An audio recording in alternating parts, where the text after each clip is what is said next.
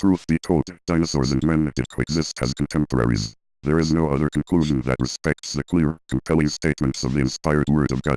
For some people, however, such a conclusion simply is not acceptable, and they have gone to incredible lengths in order to avoid the input and implications of the Bible's teaching on this subject.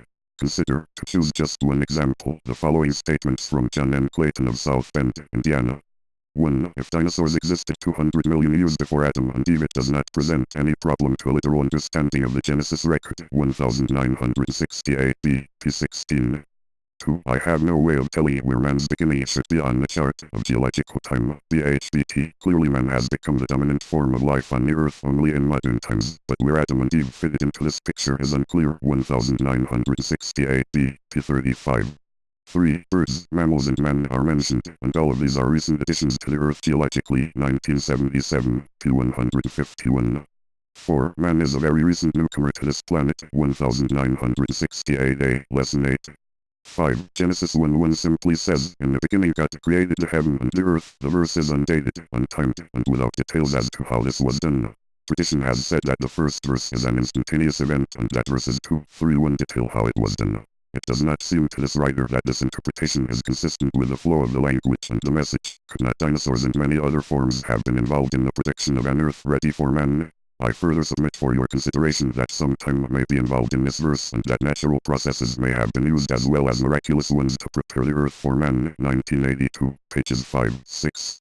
Contrast such statements, man is a very recent newcomer to this planet, with statements from Jesus Christ himself, but from the beginning of the creation, male and female made he them. Mark 10:6, cf. Matthew 19:4, emp. Added. Further contrast such statements, all of these are recent additions to the earth geologically, to statements of the inspired Apostle Paul. For the invisible things of him since the creation of the world are clearly seen, being perceived through the things that are made, even his everlasting power and divinity, that they may be without excuse. Romans 1:20, emp. Added. The term perceived is from the Greek know, a word used for rational human intelligence. Paul, speaking by inspiration, stated that someone human was perceiving. What exactly were they perceiving? The things God had made. How long had they perceived those things? Since the creation of the world. Who, from a human vantage point, was doing the perceiving? Adam. 1 Corinthians 15:45, Romans 5:14, and Eve. 1 Timothy 2:13. The apostle's point was that Adam and Eve had been present since the creation of the world, i.e., as a part of the six-day creative activity of God, perceiving the things that were made. And that includes the dinosaurs. Evidence that humans and dinosaurs coexisted.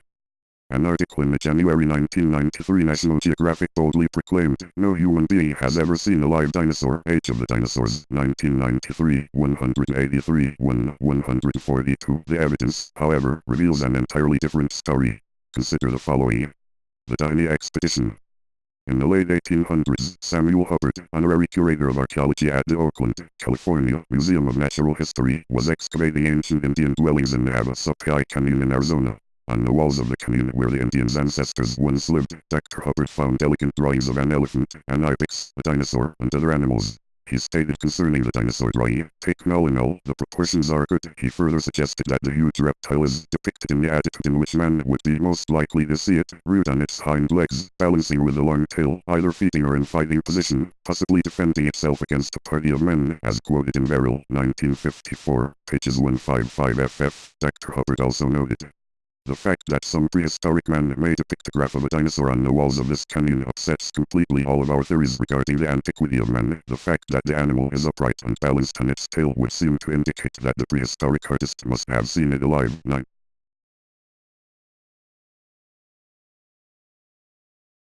Nearby, Dr. Hubbard and his team of archaeologists discovered dinosaur tracks preserved in strata identified as Triassic, alleged by evolutionists to be more than 165 million years old.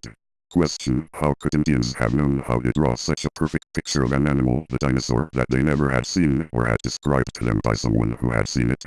According to the belief commonly held by evolutionists, no advanced mammals were present during the age of the dinosaurs. Artists' reconstructions generally show the huge reptiles living in swamps, surrounded only by other species of dinosaurs. The late evolutionary paleontologist George Gaylord Simpson suggested that the only mammals that had evolved up to that point in time, even at the very end of the Cretaceous period, were supposedly small, mostly about mouse-sized, and rare. Simpson, et al., 1957, p. 797. In his book, Wonderful Life, The Burgess Shale and the Nature of History, Stephen Jay Gould addressed the same issue when he wrote, Mammals evolved at the end of the Triassic, at the same time as dinosaurs, or just a tad later. Mammals spent their first 100 million years, two-thirds of their total history, as small creatures living in the nooks and crannies of a dinosaur's world.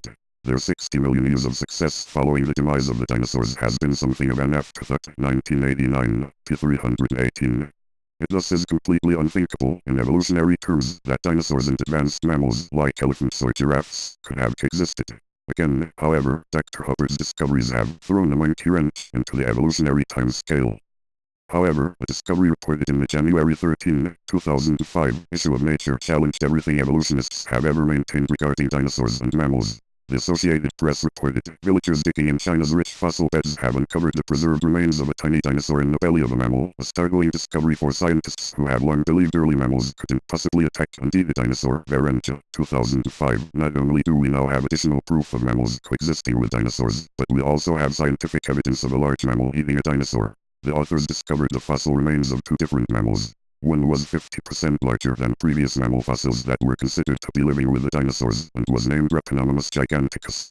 The other, Repenomamus robustus, was fully intact and had a dinosaur in its stomach.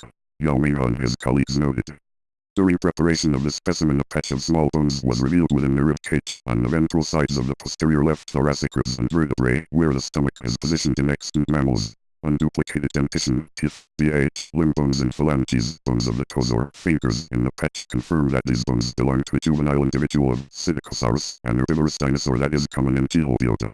The serrated teeth in the patched skeleton are typical of juvenile Psittacosaurus. The skull and most of the skeleton of the juvenile Psittacosaurus are broken, disarticulated and displaced, in contrast to the preservation of the R. robustus skeleton, which is essentially in its original anatomic relation. Although fragmentary, the bones of the Psittacosaurus are packed in a restricted area. These conditions indicate that the juvenile skeleton of Psittacosaurus is the remaining stomach contents of the mammal. Ha et al. 2005, 433-151. To complicate matters, researchers reported in the April 18, 2002 issue of Nature, one of the premier science journals in the world, that they now have determined that the last common ancestor of extant primates existed, as dated by evolutionary dating methods, 85 million years ago. Taver et al. 2002. Since dinosaurs are supposed to have died out 65 million years ago, that means the primate would have lived with the dinosaurs for at least 20 million years. One of the co-authors of the Nature paper, Christophe Soligo of London's Natural History Museum, stated in regard to the find, "What we demonstrate is that modern orders of mammals appeared well before dinosaurs disappeared. See, primate ancestor lived with dinos." 2002. So much for the belief that mammals evolved just a tad later than the dinosaurs. Ica burial stones. Javier Cabrera d'Arcaya came into possession of his first burial stone from the Ica section of the country of Peru when he was given one as a paperweight for his birthday. Ironically, he could recall his own father also possessing similar oddly carved stones that his family found in their fields in the 1930s. Dr. D'Arcaya sought out the origin of his unique gift in an effort to amass a collection of these unique stones and eventually assembled over 11,000 of them. The rocks turned out to be ancient burial stones that the Inca Indians placed with their dead.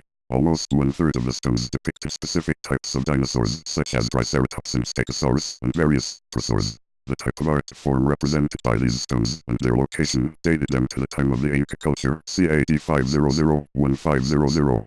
How could these ancient Indians have known the anatomy of these creatures if they never had witnessed them firsthand?